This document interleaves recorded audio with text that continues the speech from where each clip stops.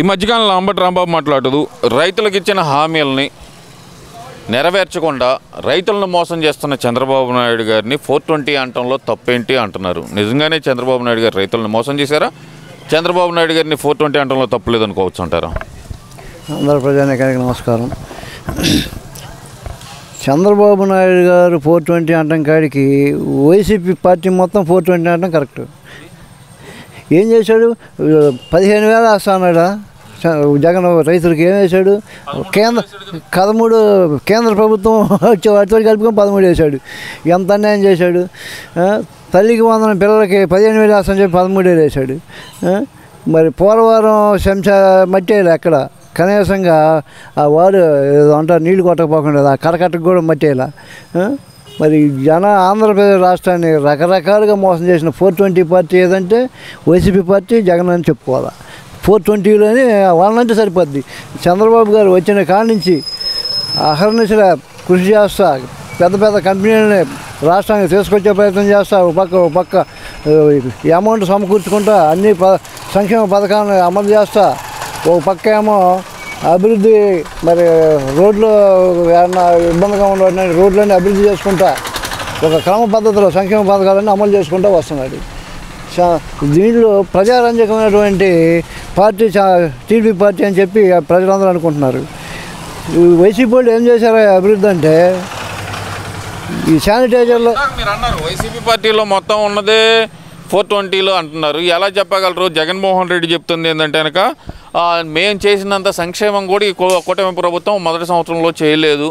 రైతులకు ఇస్తా అన్న ఏదైతే కనుక సబ్సిడీలు ఇవ్వటం లేదు, రైతులకు ఇస్తా అన్న 20,000 ఇంతవరకు ఒక సంవత్సరం ఎగ్గొట్టేశారు. అలాగే చూస్తే కనుక రైతులకు గిట్టుబాటు ధర లేకుండా చేశారనేది అంబటి రాంబాబు వాదన. మరి రైతులకి ఇవన్నీ కూడా ఎవరికి ప్రజానీకానికి ఎక్కడ ఏం కావాలో ఆంధ్ర రాష్ట్ర ప్రజానికి మొత్తం సమకూర్చుకుంటూ ఒక క్రమ పద్ధతిలో వస్తున్నారు చంద్రబాబు గారు. వాళ్ళు చేసినటువంటి తప్పులు అప్పులు అవన్నీ సరి చేసుకుంటూ అన్నీ చేసుకుంటూ వస్తున్నారు. ప్రజలందరూ ఆనందంగా ఉన్నారు. ఇబ్బంది పడుతూ ఉంది ఎవరంటే 420 అనేటువంటి వైసీపీ పార్టీ ఇబ్బంది పడుతుంది తప్ప రాష్ట్ర ప్రజలందరూ ఆనందంగా ఉన్నారు. వాళ్ళు చేసిన అభివృద్ధి ఏంటంటే ఒక మాటలో చెప్పాలంటే శానిటైజర్లో రంగు కలిపి ఎంతోమంది ప్రాణాలు తీసి ఎంతోమందిని వీక్నెస్ చేశారు. అది వాళ్ళ అభివృద్ధి. చంద్రబాబు గారి అభివృద్ధి అది కాదు. ఆఖరైన ప్రతి ఒక్క పేదవాడికి ఆహారం చేస్తున్నాడు అన్న క్యాంటీన్ పెట్టి. ప్రతి ఒక్క వర్క్ చేసుకునే వాళ్ళకి వర్క్ కల్పించే విధంగా ఇసుక కానీ అన్నీ కూడా అందుబాటులో తీసుకొచ్చారు. ఈ 420లో జగన్ పార్టీ ఏం చేసింది? ఇసుక అందకుండా చేసింది, పేదవాడి నోటికాడ కూర్చి చేసింది. ఆ 420లో చేసిన అభివృద్ధి మన చంద్రబాబు గారు చేస్తుంది. పేదవాడికి ఆఖరైన పేదవాడికి ఆహారం అందిస్తున్నాడు. వాళ్ళ అభివృద్ధికి వీళ్ళ అభివృద్ధికి తేడా వాళ్ళ బుర్ర పెట్టి ఆలోచన వాళ్ళకి లేకపోతే పక్కనే ఉన్న అసిస్టెంట్ని పెట్టుకొని అడిగి చూపించుకొని వాళ్ళ చేత చెప్పించుకోమను. అంతేగాని ఇట్లా తెలిసి ఎవరు పడితే వాళ్ళు వాళ్ళు ఇష్టం మాట్లాడితే రాష్ట్ర ప్రభుత్వం చూస్తూ ప్రజలు ఊరుకునే పరిస్థితి లేరు. నోరు మాట్లాడేటప్పుడు నోరు దగ్గర పెట్టుకొని జాగ్రత్తగా మాట్లాడాలని చెప్పి వైసీపీ పార్టీకి వార్నింగ్ ఇస్తున్నాం. ఎందువల్ల అంటారు? ఇక్కడ జగన్మోహన్ రెడ్డి ఏమో ఇప్పుడు అన్నారు మీరు అభివృద్ధి గురించి చెప్తున్నారు. అసలు అభివృద్ధి అంటే అది కాదు, పేదలకు డబ్బులు ఇవ్వటం కూడా అభివృద్ధే కదా. ఆ డబ్బులు నేను 2,75,000 కోట్లు నేను 5 సంవత్సరాల్లో పనిచేశాను. చంద్రబాబు నాయుడు వచ్చే తల్లికి ఒక్క సంవత్సరానికి 20,000 కోట్లు కూడా పంచలేకపోతున్నాడు. అది ఆయన చేతగాని తనం అంటున్నారు కదా. మరి అభివృద్ధి అంటే ఎవరో వాళ్ళ పార్టీ వాళ్ళకి నలుగురికి డబ్బులు ఇచ్చుకొని అభివృద్ధి అంటే జగన్ సరిపోదు. పార్టీలకు అతీతంగా నిజంగా ఆకలైనటువంటి పేదవాడికి ఆహారం అందిస్తున్నాడా?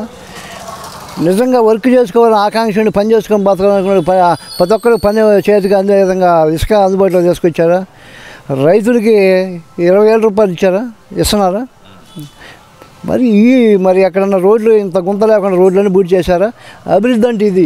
వాళ్ళు చేసింది ఏదో వాళ్ళ పార్టీ కార్యకర్తలకు 10 మందికి ఈ ఉద్యోగాలు ఇచ్చుకొని వాలంటీర్ ఉద్యోగాలు ఇచ్చుకొని వాళ్ళ పార్టీ వాళ్ళకి ఏదైనా కాస్త అందుబాటులో కార్యక్రమం చేసుకుని తప్ప పార్టీలకు అతీతంగా ప్రతి ఒక్క రాష్ట్ర ప్రజలకు సంక్షేమం ఎట్లా ఉందో అట్లా చేస్తున్నటువంటి ప్రభుత్వం ఏదంటే అది టీడీపీ ప్రభుత్వం. దీన్ని మాట్లాడుతున్నారంటే వాళ్ళకి బుద్ధి జ్ఞానం 2 లేవనుకోవాలా? ఉంటే చెప్పండి, మీరు చేసిన అభివృద్ధికి మేము పలానా అభివృద్ధి చేశామని చెప్పండి. ఏం చేశారు? ఒక్క గుంత పూడ్చారు రాష్ట్రంలో వాళ్ళ ప్రభుత్వంలో ఏ రోడ్లో అనగానే. మరి విద్యుత్ ఛార్జీలు ఎన్నిసార్లు పెంచారు? మరి ఆర్టీసీ ఛార్జీలు ఎన్నిసార్లు పెంచారు? నిత్యావసర సరుకుల రేట్లు ఎట్లా పెంచారు? ఏమన్నా అటువంటి ఏమన్నా ఇబ్బందికరమైన పరిస్థితి ఏం చెందా? ప్రతి ఒక్కరికి 10 రూపాయలు సంపాదించుకునే అవకాశాన్ని కల్పించే వనరులు కల్పిస్తున్నటువంటి ప్రతి టీడీపీ పార్టీ అన్ని వనరులను కట్ చేసి అన్ని రేట్లు పెంచేసి నానా యాతన పడే పరిస్థితి చేసినటువంటి పార్టీ వైసీపీ పార్టీ. ఏది సంక్షేమం ఏది అసంక్షేమం ప్రజలు తెలుసుకున్నారు. మీరు చెప్పాల్సిన పని లేదు. మీరు బుద్ధి జ్ఞానం ఇంకా లేదు. మీకు మీ మాట్లాడిన పరిస్థితి జనం లేరు. నోరు మూసుకొని మీరు తప్పులు చేసినందుకు జైల్లో పోయి ఆ శిక్ష అనిపించారండి. అంతేగాని ఈ జనం మీద చేస్తే ఎవరు వినేవాళ్ళు లేరు ఇక్కడ. మీరు ముఖ్యంగా చూస్తే కనుక వైసీపీ నాయకుల మీద టీడీపీ నాయకులు దాష్టికాలు పెరిగిపోయినాయి అంటున్నారు. కొట్టేస్తున్నారు, చంపేస్తున్నారు, అక్రమ కేసులు పెట్టేస్తున్నారు అని చెప్పేది వైసీపీ నాయకులు ప్రధాన ఆరోపణ. మరి ఎవరు చేయరు. టీడీపీ వాళ్ళు వైసీపీ వాళ్ళు ఎవరు చేసేవాళ్ళు లేరు. వైసీపీ వాళ్ళు డోర్ డెలివరీ చేశారు, శవాలను తీసుకెళ్ళి నడు రోడ్డు మీద పిచ్చోళ్ళని చేసి డాక్టర్లను చంపారు. ఎన్నో అగాయిచ్చారు వాళ్ళు చేశారు. వీళ్ళు ఖమ్మంగా పేదవాడికి ఏం కావాలా, ప్రజలకు ఏం కావాలా, చదువుకున్న వాడికి ఏం కావాలా, చదువు లేకుండా మొదటగా ఉన్న వాళ్ళకి చేతి వృత్తి ఏం చేసుకోవడానికి ఏం కావాలి, ఈ ఆలోచనలో ఉన్నారు తప్ప రాష్ట్రానికి అభివృద్ధికి కిరీటం తీసుకొచ్చేటువంటి పనులు మన రాష్ట్రానికి పెద్ద పెద్ద కంపెనీలు ఏం కావాలో అవి ఆలోచిస్తున్నారు తప్ప మన టీడీపీ ప్రభుత్వం వాళ్ళ దీంట్లో శానిటైజర్లో రంగు కలిపి జనాన్ని ప్రాణం తీసిన అభివృద్ధి అంటే జనమందరూ ఎంతోమంది చచ్చిపోయారు. వాళ్ళ గురించి పాపం లేదు, వాళ్ళని పట్టించుకున్న పాపం లేదు. నువ్వు అభివృద్ధి చేసింది, నువ్వు అభివృద్ధి ఏం చేసా? ఎక్కడ ఏది దొరికితే దోచుకున్నావు. కొండలు దోచుకున్నారు, అడవులు కూడా ఆక్రమించుకున్నారు కదా. ఎదవలారా మీరు? అడవులు కూడా అది అభివృద్ధి? పేదవాడి ఒక రకమైనటువంటి బలహీనమైనటువంటి ఆస్తులు దోచుకున్నారు. ఏది మీరు చేసిన అభివృద్ధి? ఇప్పుడు అనిల్ కుమార్ యాదవ్ మీద కేసు పెడితే తప్పు అంటున్నాడు కదా ఆయన. నన్ను నవ్వితే కేసు పెడతారా ఎక్కడైనా అంటున్నాడు కదా. ఇది ఏంది? అది నవ్వితే కేసు పెట్టేది ఏముంది? వాళ్ళు చేసిన తప్పులు ఉంటేనే కేసు పెడతారు. ప్రతి ఒక్కటి వాళ్ళు చేయాల్సినన్నీ చేసేసి అమ్మో నాకేం తెలియదు అంటే మీరు అనుకుంటారు తెలియదని. చట్టానికి తెలుసు, న్యాయానికి తెలుసు, చూస్తున్న ప్రజలకు తెలుసు, పరిపాలన చేస్తున్న ప్రభుత్వానికి తెలుసు. మీరు తప్పు చేశారు కాబట్టి మీకు కనపడదు తప్పు, చూసేవాడికి పక్కన వాడికి కనపడుతుంది. మీ ముఖం మీకు కనపడదు. అర్థం చెప్పి చూసుకుని కనపడితే అది ఎదుటివాడికి కనపడుతుంది. మీరు అర్థం పెట్టి చూసుకోండి మీరు చేసిన తప్పులు ఏందో. చేసుకోకపోతే పక్కన వాళ్ళు చెబుతుంది ఇన్ని మీరు తెలుసుకోండి, మెలకుండా ఊరుకోండి. అంతేగాని మీ ఇష్టం వచ్చి మాట్లాడితే మటుకు ఆంధ్రప్రదేశ్ చూస్తూ ఊరుకునే పరిస్థితి లేదు. ఇక దాని గురించి మీరు అట్లా మాట్లాడితే మీరు చాలా దెబ్బతింటారు. మాట తీరు మార్చుకోవడానికి గల ప్రధాన కారణం ఏమనుకోవచ్చు అంటారు అసలు వైసీపీ నాయకులు? వాళ్ళ మాట తీరు మార్చుకోవడానికి ఒకటికే భయం అండి. ఇప్పుడు ఒకటి వెనకటికి ఎవడు ఒకడు అన్నాడంట, వాడికి వల్లమైన భయం అంట ఒకడికి. అరే మీకు అందరికి భయం ఏదో వచ్చి నా చుట్టూ పనుకోండి అంటున్నాడంట. వీడికి భయం పెట్టి వాళ్ళని సపోర్ట్ తీసుకోవడం కోసం అట్నే పెద్ద కేకలు పెడితే మన తప్పుల గురించి ఆలోచిస్తారు అనుకుంటున్నారు ఈ వైసీపీ వాళ్ళు. వాడు పెద్దగా కేకలు పెట్టినా ఏది పెడబొబ్బులు పెట్టినా తప్పులు పట్టుకు లాగి తన్ని లోపలేసేది మటు ఖాయం. నిజంగా ఉంటే మీరు తప్పు చేయకపోతే నిరూపించుకోండి న్యాయస్థానంలో. లేదా పలానా తప్పు చేయకుండా మా అందరూ చేసని చెప్పి జనం సపోర్ట్ తోటి మాట్లాడండి. ఈ జనం మీకు సపోర్ట్ రారు, న్యాయస్థానం మీరు న్యాయం చేసి ఉంటే మీకు చేయడానికి అట్లా ఉంటుంది తప్ప ఏమీ లేదు. మన ఈ మధ్య మాట్లాడితే ఒక రోజా ఒక మాట మాట్లాడుతుంది, ఎగరేస్తా అంతా అంటుంది. అలవాటు ఏమో కానీ ఆంధ్ర రాష్ట్ర ప్రజలకి అభివృద్ధి చేయడం టీడీపీకి అలవాటు.